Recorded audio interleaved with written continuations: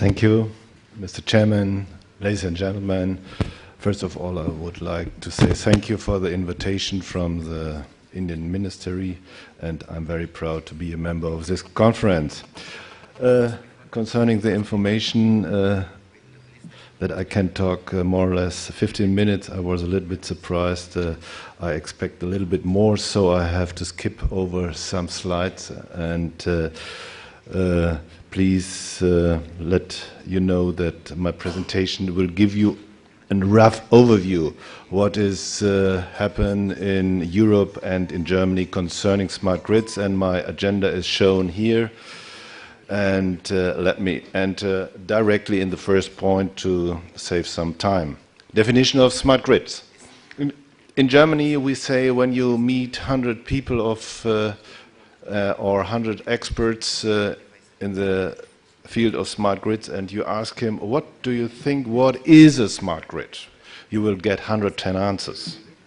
Because many people have their own definition, and you can see that the organizations are fighting what is a real target for a smart grid. From our point of view, the European Commission has made a good definition about smart grid, which is written here. The action matrix contains 4 elements: smart generation, smart distribution, transmission, smart storages, and smart consumption.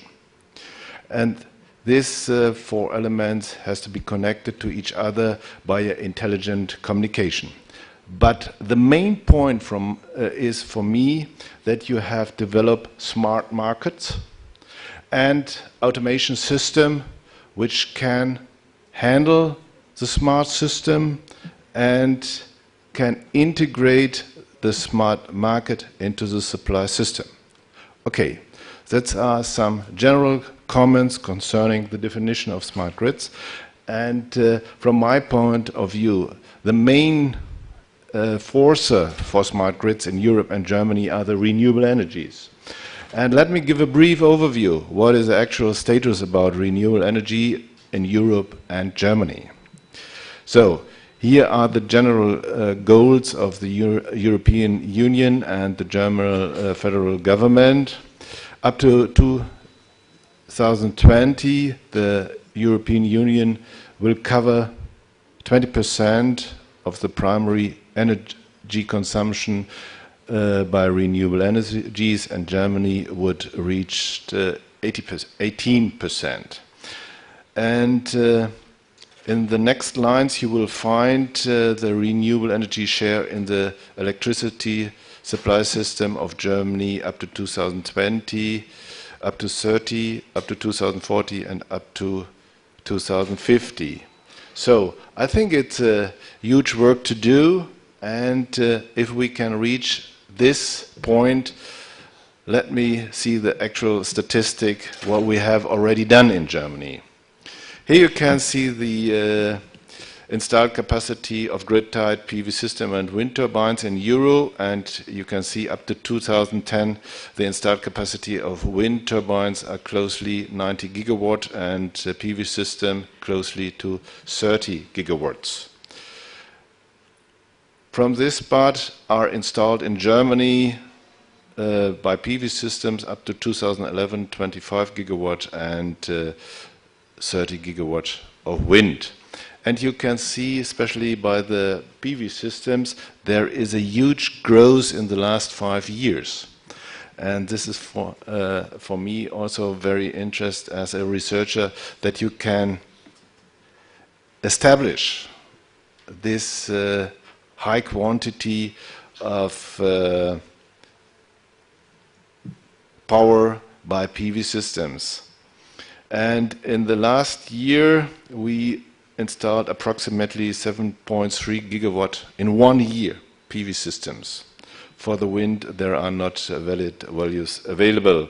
And related to the discussion yesterday evening, you have to know that 95% of the wind is approximately integrated in the distribution level, and also 90% of the PV systems are integrated in the distribution level.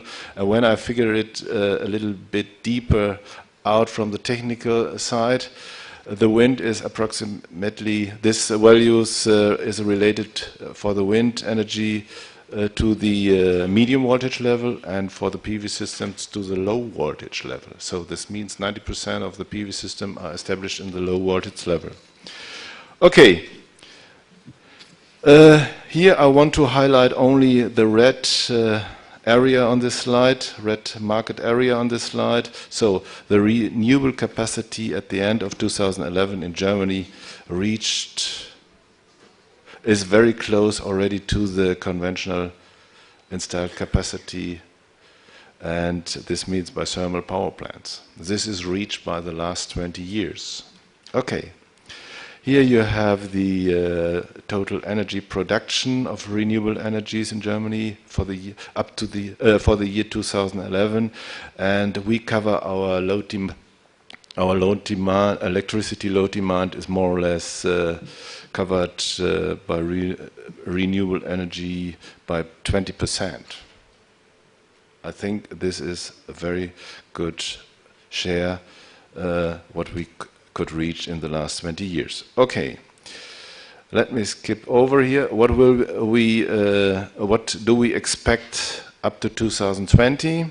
We think that we can establish 110 gigawatts of renewable energies in the electrical supply systems, and the half of this predicted capacity will be done by the wind energy. How can this be done in Germany? It's a small country in comparison to other countries like India or United States. So there are two activities. The offshore wind development in the North and East Sea. Here 3 of the projects, and the repowering is already taking place. And by this, in these processes, we think that we can halving, this is interesting, the actual number of already installed wind turbines, halving, so we reducing the number of wind turbines. We think that we can double the installed wind power up to 2020, and we can triple the electricity generation related to 2011. I think this is an interesting result. This is related to the new wind turbine technology, and maybe we can discuss it later on. Okay, but this leads clearly to some problems in our grid. So we have a good high wind potential in the north of Germany, but the demand centers are more or less in the south, and we need some transmission network, and in Germany there are already new lines under construction, and we in Germany and Europe they think about that we have to construct an e-highway, maybe a DC link over whole Europe. Okay, these are the capacity problems in Europe. I will skip it, and this is already mentioned. Let me come to the next point. Smart R&D topics in Europe and Germany. Okay, what are the actual R&D topics? When you keep these huge numbers of renewable energy in your mind, it's clear that conventional power is decreased and the renewable energy power is increased. And this leads to new control strategies and new stabilizing strategies in the electrical power system. To get an idea what is necessary, from my point of view, the dynamic grid control is a very essential issue for Europe and Germany in the next time. Why is it?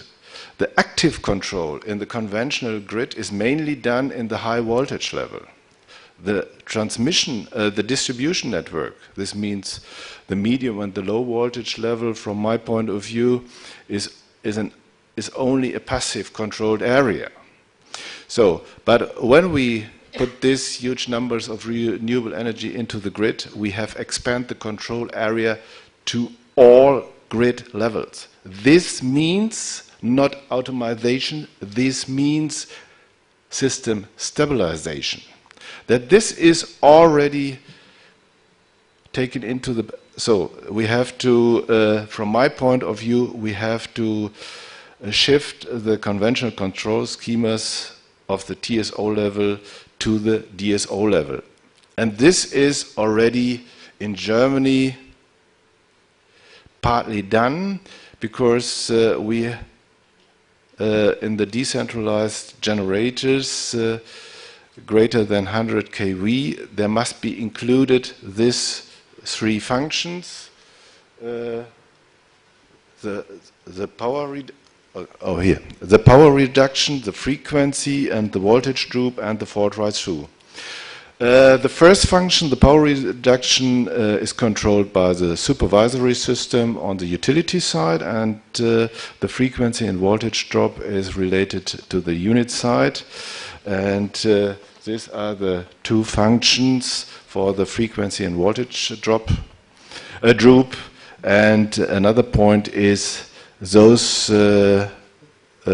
decentralized generators with a nominal rated power greater than 100 kilowatt has to include a fault right through function. This means the system cannot be decoupled when there is from the grid when there is some fault. This system has to stay on the grid and has to force the grid with short circuit current. Okay, so we are already in the process to establish some functionalities from the conventional power plants into the decentralized generators. Okay, let me highlight the importance and the development in the DSO level. So, time synchronization, control algorithms, I think it's clear. Phase angle observation, but we need also time synchronized measurement values from this grid to make decentralized load flow calculations, not in the known way. We have to do it also in a single multi-phase stage, so that we had a good overview over the whole system. More or less, we have to do the same in the DSO level as we already do in the transmission level. Okay, this leads to decentralized active control into the grid, and in Germany, also in Europe, we try to establish intelligent substation automation on the distributed level, like shown here. Okay. What is an intelligent control in substations? I want to highlight only one example, the example of the tap changer transformers. These transformers are well known in the high voltage level. So, and now some of our German utilities are establishing those kind of transformers in the medium grid level. And what is the reason to do this in some areas, especially in the south or in the where many PV systems are established, or in the north where many wind turbines are established? When the load is very low and the power production by the PV system is very high, as shown here in this slide, then it can come to the point that the electrical voltage in some grid areas reach the maximum level, and you have to shift it into the minimum and maximum range, accepted range, and this can be done by those kind of tap changes. Okay, transformers.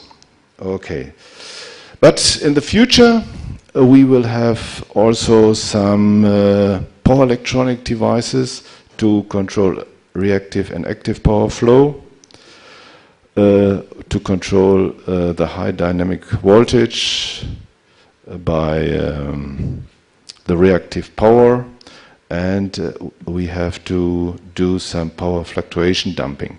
Those kind of inverters are in some utilities in the middle voltage level are already established. Okay. Well,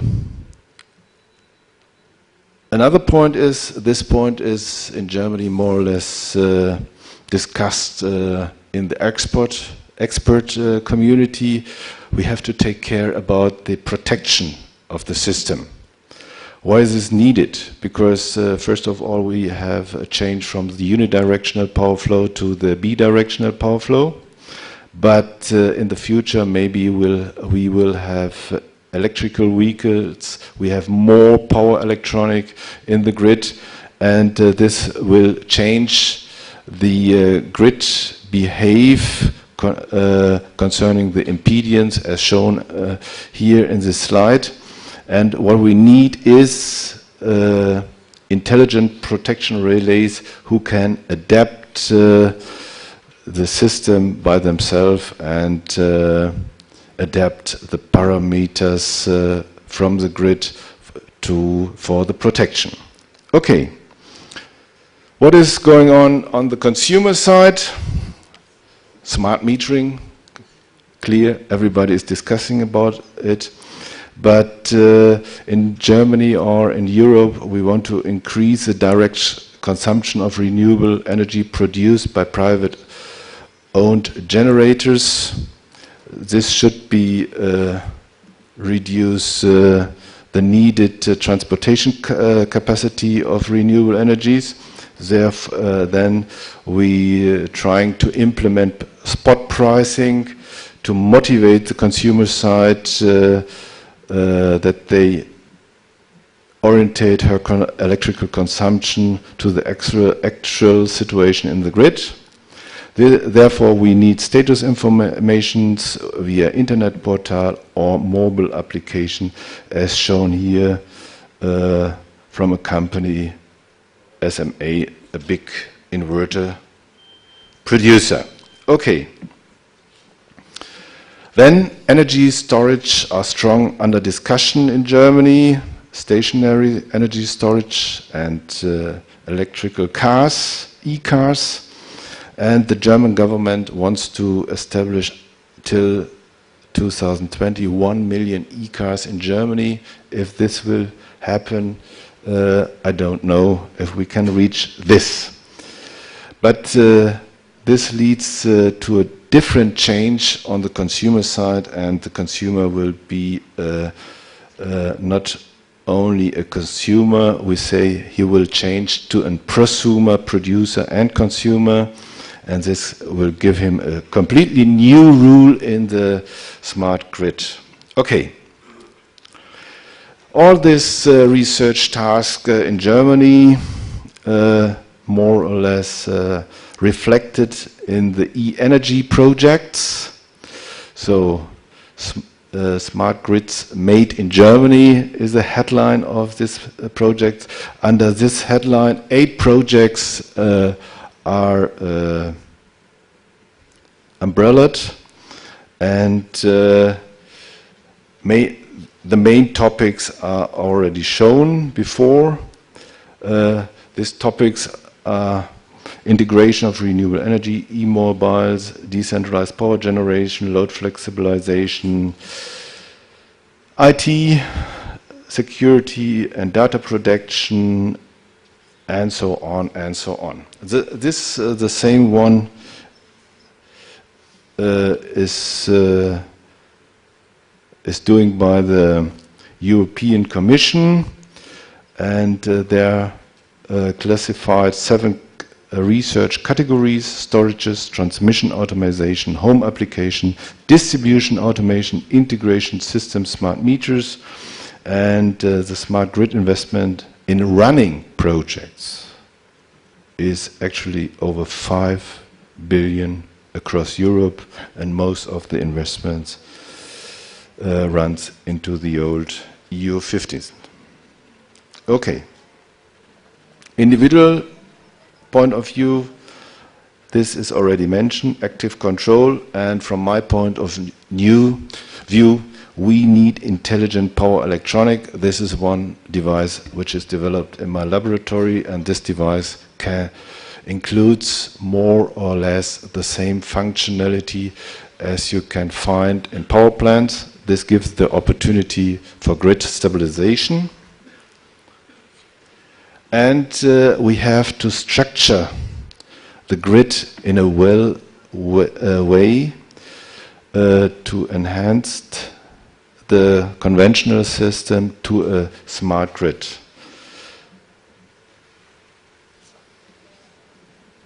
This can be done, from my point of view, very simple. We have to find out the natural connection points between the grid levels, and there we have to establish the intelligent operation systems, and then we can control the horizontal and the vertical power flow, and this has to be done also down to the consumer side. Okay. This is a general point of view. What we think the smart grid cluster controls should be orientated to the TSO control strategy in all DSO levels, including also the prosumer. And therefore we need good adaptive smart grid control. There are a lot of research activities in Europe and in Germany, and this is a software layout which is developed in my laboratory. And then we need a good strategy. We should take care that our grid structuring is compatible with these communication standards in the grid, here which I mentioned in the bottom of the figure. And this is one of the key that the system can operate very well in under the defined stage. Okay, let me conclude my presentation.